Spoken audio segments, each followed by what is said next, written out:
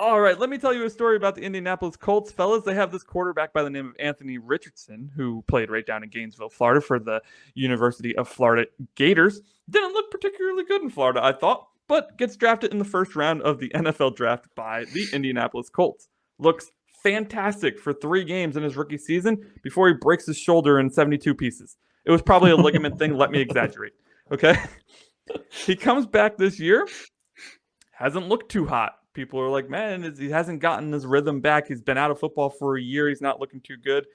So in their infinite wisdom, they signed Joe Flacco to back him up. Flacco's been playing the last, let me look at this, the last 3 games, and Flacco's looked okay. It's the super sub. Pretty good. He hasn't thrown for a ton of yards, I'll tell you, but they're 2-1 with Flacco in the helm, and they won the game that he came in Chicago against a red-hot Chicago Bears team, which is now 4-2. One of their losses is to these Indianapolis Colts. Anthony Richardson is expected to be back this week. Given his struggles and understanding that his strength is running the football, he can escape anything.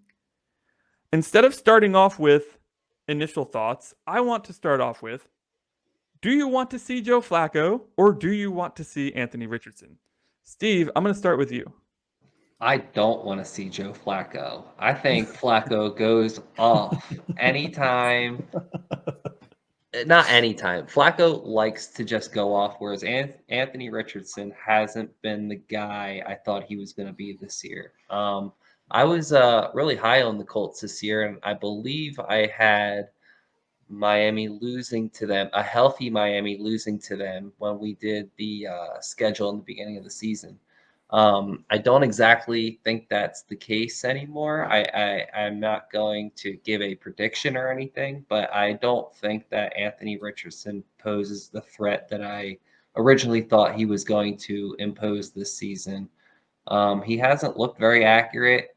He hasn't made good decisions, and he's once again looking a little fragile. I imagine Indianapolis Colts fans hold their breath when he gets sacked as well, but their backup is much better than ours, so maybe not as long. Yeah, I wish we would have got Shade at Huntley, man. Shade at Huntley. Yeah, I think we all at this point wish we would have got Flacco. Yeah. So Josh, who would you rather? Who'd you rather? I feel like we're playing a game of right. Who would you rather? Would you rather face Joe Flacco or Anthony Richardson? True Finn fan says he would rather face Richardson. Do you agree? Yeah, 100%. I don't even think it's close. I agree with True Finn fan. I agree with Steve. I'm assuming not to play Nostradamus, but that you probably agree too. I think Richardson is the more volatile player.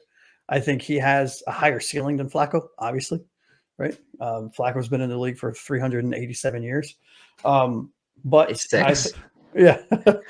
I think Joe Flacco is what he is. He's a super sub, right? I mean, he's the guy that you don't want to see come off the bench when your starting quarterback gets injured, or when the opposing starting quarterback gets injured. Sorry. I think Richardson is, like I said, the more volatile player, if that makes sense. So, he may come back and look like the all-pro he was in those first 3 games of his rookie season. Or he could come back, which is what I think is going to happen, and look very pedestrian, very much coming off of an injury, very much frazzled, worried about, seeing or hearing ghosts or whatever the hell Sam Darnold said that one time, or whoever it was. Zach Wilson. Zach Wilson, whoever it was. And I think him being in at quarterback actually favors Miami much more than if it was Joe Flacco, because Joe Flacco's a tried and true veteran. He knows you're not going to surprise him. You can't throw something funky at him from a defensive scheme standpoint and expect to frazzle or confuse him. Richardson, on the other hand, in my opinion, you certainly can. I'm going to agree. I think it was a little bit closer for me in this because while I think Joe Flacco has been very good and he's much better at getting the ball to his receivers, I think if we had a full complement of our defensive secondary healthy, that we could get to him and because get some more coverage sacks, I guess is what I'm going for here. Mm-hmm. Given the injuries, though, and that our linebacker group is actually relatively healthy, I think that's the better unit to focus on who's going to have a better day here. And I think they have a better day against Anthony Richardson because he's not He is pushing the ball downfield, but only on Hail Marys, it seems. He's not hitting those mid to just slightly deep routes in the middle of the zone, right? He's going home run or dump it off. Just like a young quarterback should do in his 5th start or whatever the heck, how many starts he has at this point. This team has had a tough schedule. I'm not entirely sure what to believe about the team. 29-27 loss to Houston. That's a good performance against Houston. Houston's a good team, right? 16-10 to Green Bay. Again, that's a really good team. You kept it close. You held them to 16 points. Then you beat Chicago and Pittsburgh back-to-back. You'll lose to Jacksonville somehow. What? Well, by the transitive property, we're better than them because we beat Jacksonville. I'm just saying. No, I'm kidding. I'm just... And then they beat Tennessee 20-17, which again, the transitive property, now we lose to them. So yeah, right, fair enough. So we're just going to break even. This is going to be a tie game. That's a long-winded way of saying that I would rather see Anthony Richardson, but pointing out the fact that they have had a tough schedule. Schedule doesn't get any better. So I'm not entirely sure how good this team is. And we'll get into that a little bit more right now. Well, don't forget, and before we jump in, and I'm sorry, but just in case I forget to mention it, I want to mention it while it's fresh in my mind. They very well could be facing 2 rookie offensive linemen, right? Kelly is out at the center position, which might force them to start Tanner Bortolini, I think is how you pronounce his last name, who has not, I don't think, played a single snap. Yeah, so and they have Tucker at right guard or right tackle, I think. I can't remember. Yeah, Will Fries is on IR. Ryan Kelly is questionable. Braden Smith at right tackle is questionable, which would put Matt Goncalves. Yep, I don't know how to say that into the start. All of the Pittman and Downs are also listed as questionable. Also, their 2 starting running backs are both listed as questionable as well. But JT is supposed to be playing, which sucks. He did say though that he wouldn't tell you to put him in fantasy. Well, I'm just saying. Well, I'm going up against them, so hope that's true. There's a chance. All right. Let's dive into these matchups, guys. They have a very good offense, a defense that once upon a time was good, but doesn't so much look like it anymore.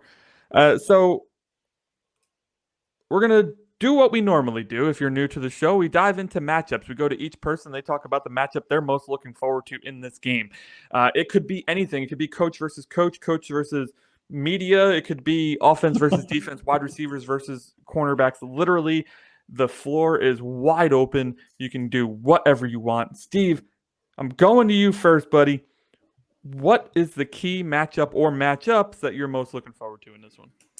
I would like to see how our offense plays against the defense. I don't want to see another defensive drug out battle. I think Tyler Huntley has had a good couple weeks to get some reps in with Tyreek, with Jalen. I was seeing reports that Mike McDaniel was saying that Monday was a really good practice. It seemed like some of these guys were really starting to come together. And, I'm paraphrasing here, but it was something along the lines of it was tough, it was good, and it seems like we're making some sense here.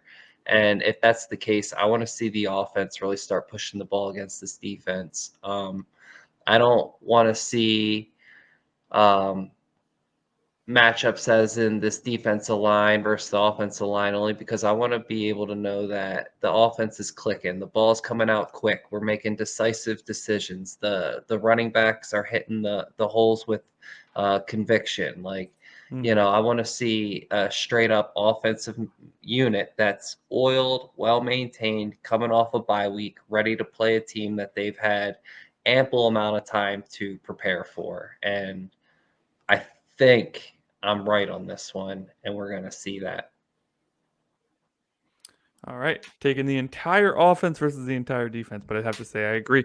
Their defenses looked like they've been struggling a little lately. But from a points per games perspective, they're keeping it middle of the pack, so we need to try to raise that up a little bit.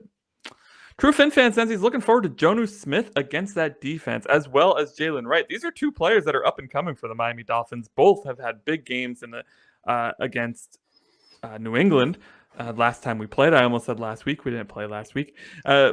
But both had big games against New England. Jonas Smith has just gotten better and better and better and better as he's learned this system. He may be one of those tight ends that we were talking about earlier on in the show about being like a receiving threat at tight end. And Jalen Wright, we all love Jalen Wright. I will say this, though. Achan's supposed to be back, so I'll be curious to see how Mike McDaniel splits the carries, right? Because Raheem Mostert looked like a machine last game.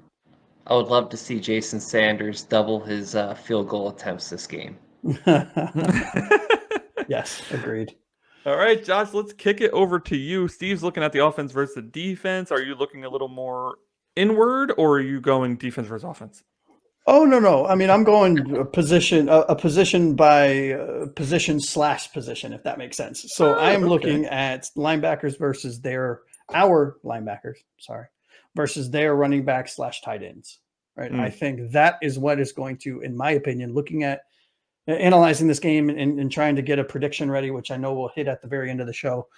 That was the linchpin on the victory on the victory or the loss for me, was how our linebacker core kind of kept the running backs and the Indianapolis Colts' running backs and tight ends in check. I think they're banged up at wide receiver. Their offensive line is basically half rookies and other half, they have one known commodity, right? And Nelson, can't think of his first name, on the left side, but Quentin, thank you, Jesus. But I'm not too concerned about their wide receivers. They do have some talent there, right? But they are banged up, and some of them are coming back from injury, and so on and so forth. But if JT plays, or I can't think of their backup running back, but he's not Trey Sermon. Thank you. Yeah. So, Trey Sermon, dating back to college at Ohio State, he can do some damage if you don't close the lanes on him. So, I will be very, very curious to see how our linebackers do versus their running back and tight ends. All right. So, listen, I had Jonathan Taylor down here as well, so I completely agree with you. I think if Jonathan Taylor plays and is even a modicum of healthy, that's a problem for us. Okay, our rushing defense is awful. So not only does that allow them to score more points, but allows them to control the game, right? They control the clock, you control the game. I think that's the old mantra, something like that. But I like the tight end call out because you guys tell me if I'm crazy, but doesn't Mo Alley Cox seem like a Dolphin killer to you? Yep. Like, absolutely. Dating back to Jacksonville. The perfect blend of size and speed to absolutely destroy us. In the past, at least, we have new linebackers now. Maybe Jordan Brooks keeps up with them, but he hasn't been hugely involved this year. But this is always like Dawson Knox for the Bills always crushes us, right? Like, this is one of those guys that comes in and just destroys us because for some reason we forget about him. So that's a really good call out there. Where I'm going to differ, though, is I think the receivers are a problem. I think this is a very good young wide receiver core. I've heard lots and lots, as an avid fantasy player, I have heard lots and lots of talk lately about how a lot of people are actually thinking Josh Downs is the wide receiver one, not Michael Pittman. There is a large buzz about that right now, about how Josh Downs is actually the better receiver, which is pretty scary because I feel like Michael Pittman's a pretty good receiver. He's coming from great lineage. His father played in the NFL as a running back for the Arizona Cardinals. So, and then they just got this kid, Alec Pierce. All he does is catch 60-yard touchdowns. What are we the most susceptible to on defense? 60-yard touchdowns, guys. We let up all Jordan Poyers constantly. Jordan Poyer's going to get smoked if he's left out there alone with Alec Pierce. So, and listen, if they play Anthony Richardson, that's what we have to watch out for, right?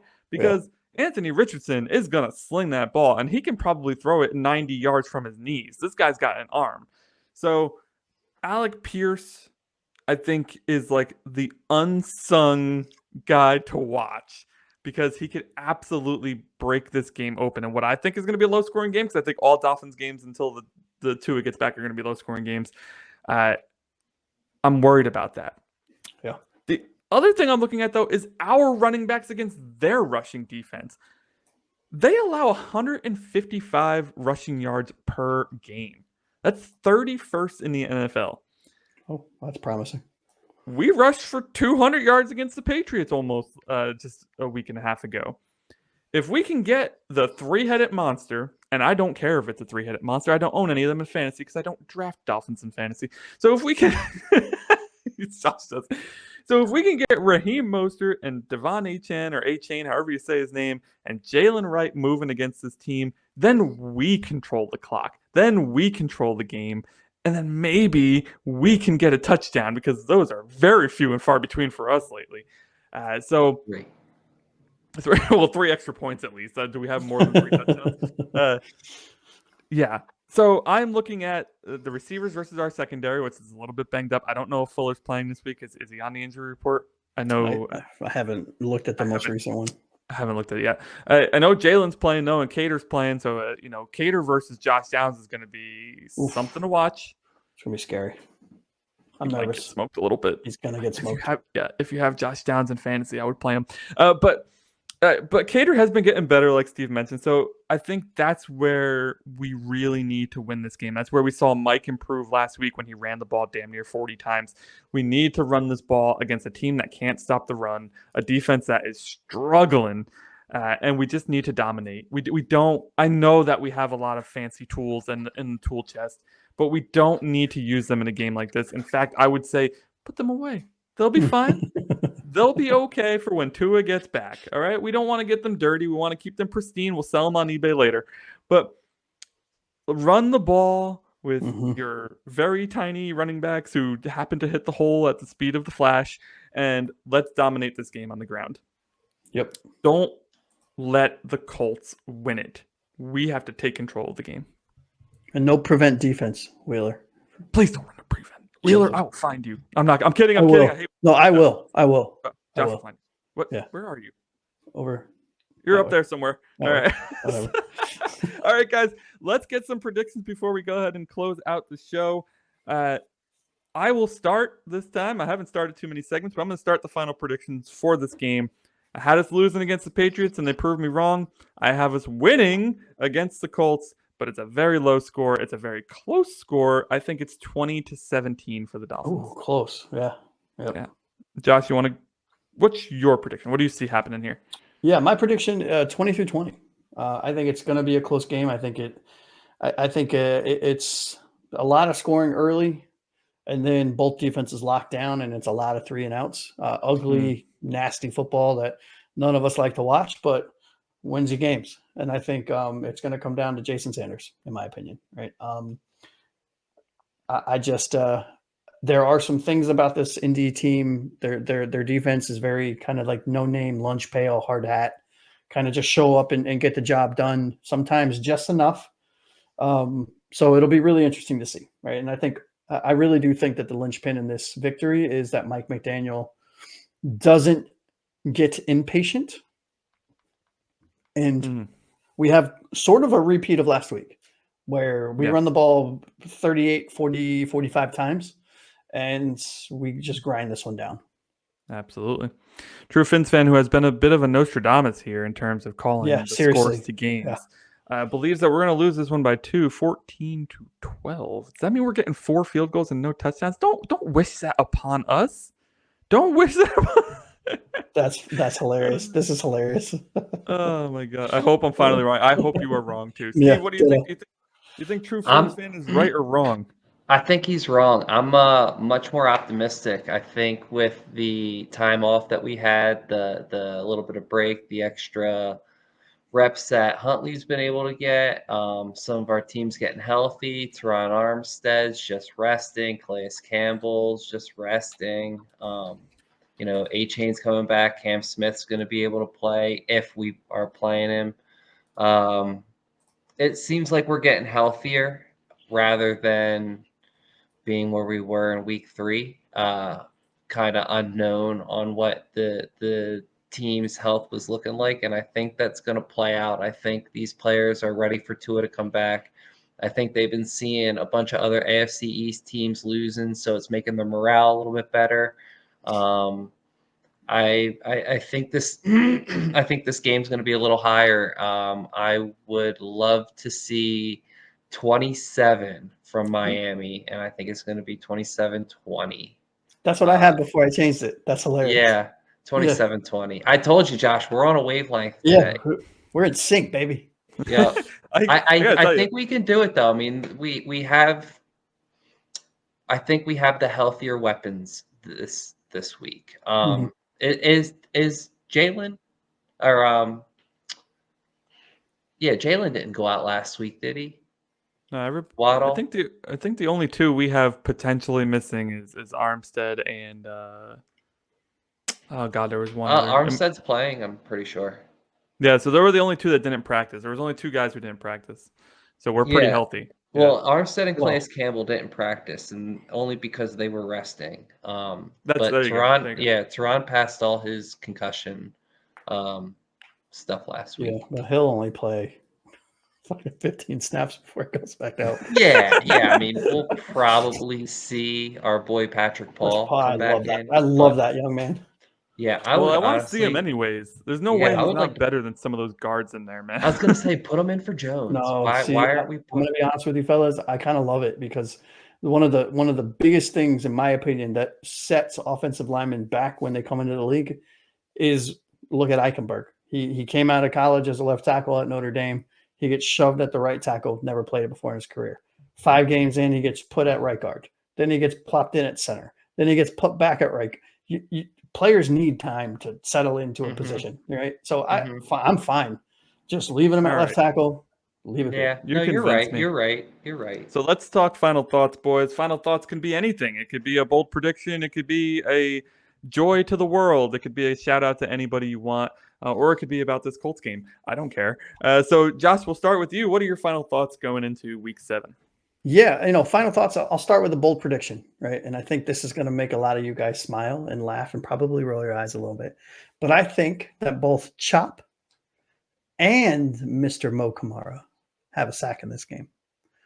That is my big bold prediction. I know Kamara is apparently on the injury report, so he was limited. Yeah, might have been blown up already, but I'm feeling it, man. I really am. Other than that, though, final thoughts are I just want to see a healthy game. I'm tired of seeing at the end of the game we have 5 starters that are injured in some way, shape, or form or limping off the field. I want to see a victory and I want to see us healthy because I really do think that if we can pull out a victory here, which by no stretch is going to be easy, we go into a game next week against Arizona. I know we already talked about this, where Tua might be back. Might galvanize this entire fan base and this team, or those that like Tua and the team. And I think just from a sheer electricity standpoint, we pull out a victory. And I don't, spoiler alert, I'm already calling a victory next week, and I don't think it's going to be close. And I think then it's a 10-game season. And I think then we just buckle down. We're 0-0 going into the final 10 games, and anything's possible. Started last year with 10 wins, didn't we? Yep. Something like that. All right, Steve, what are your final thoughts going into Week 7 here? Yeah, I want to see that discipline. We only had 6 penalties in the New England game, and I want to see that transition over to this game. I don't want to see us beat ourselves.